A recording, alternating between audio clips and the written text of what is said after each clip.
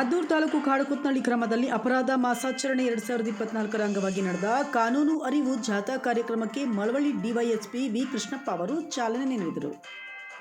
ನಂತರ DYSP V Krishnappa ಅವರು ಮಂಗಳವಾರ ಸಂಜೆ 4 ಗಂಟೆಯಲ್ಲಿ ಮಾತನಾಡಿದರು. ಗ್ರಾಮೀಣ ಪ್ರದೇಶಗಳಲ್ಲಿ ಅಪರಾಧಗಳು ಹೆಚ್ಚಾಗುತ್ತಿದ್ದು, ಇದನ್ನು ತಡೆಯಲು ಪೊಲೀಸ್ ಇಲಾಖೆ ಸಾಕಷ್ಟು ಜಾಗೃತಿ ವಹಿಸಲಾಗುತ್ತಿದೆ. ಸಾರ್ವಜನಿಕರು ಸಹ ಇದಕ್ಕೆ ಬೆಂಬಲ ನೀಡಬೇಕೆಂದು ಮನವಿ ಮಾಡಿದರು.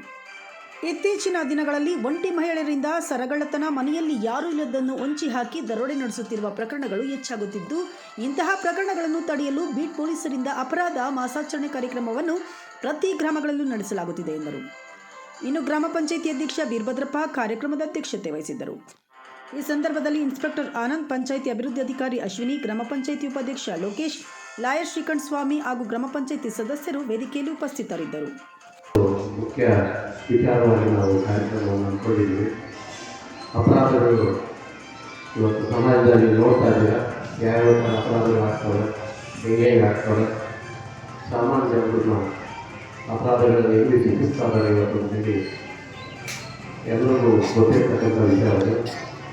ಆ ಅಪರಾಧಗಳ ಬಗ್ಗೆ ಒಂದು ಕೆಲವು ಹೇಗೆ ಅವರನ್ನು ನಿಯಂತ್ರಣ ಮಾಡೋದಂತ ನಾನು ಕೆಲವು ನನಗೆ ಗೊತ್ತಿರ್ತಕ್ಕಂಥ ವಿಚಾರಗಳನ್ನು ಈ ಮುಂದೆ ಹೇಳಕ್ಕೆ ಇಷ್ಟಪಡ್ತೀನಿ.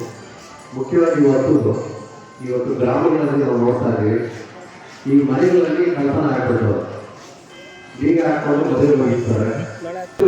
ಅವ್ರನ್ನ ಹಿಂದಕ್ಕೆ ಕಳ್ಕೊಂಡು ಹೋದರೆ ಅವರು ಮಗಳ ಮದುವೆ ಮಾಡೋಕ್ಕೋ ಅಥವಾ ಯಾವುದೋ ಒಂದು ಜಮೀನು ನೋಡ್ಕೊಳ್ಳೋಕ್ಕೋ ಏನಕ್ಕೂ ದುಡ್ಡು ಬಂದಾಗ ಎಲ್ಲ ಇಟ್ಟಿರ್ತಾರೆ. ಗೊತ್ತಾಗದೆ ಆಕಸ್ಮಿಕವಾಗಿ ಮನೆ ಬೀಗ ಹಾಕೊಂಡು ದೇವಸ್ಥಾನಕ್ಕೆ ಹೋಗ್ತಾರೆ. ಯಾರು ಕಾಯ್ದು ನೋಡಿಕೊಂಡು ಬೀಗ ಮಾಡೋದು ಒಳಗಡೆ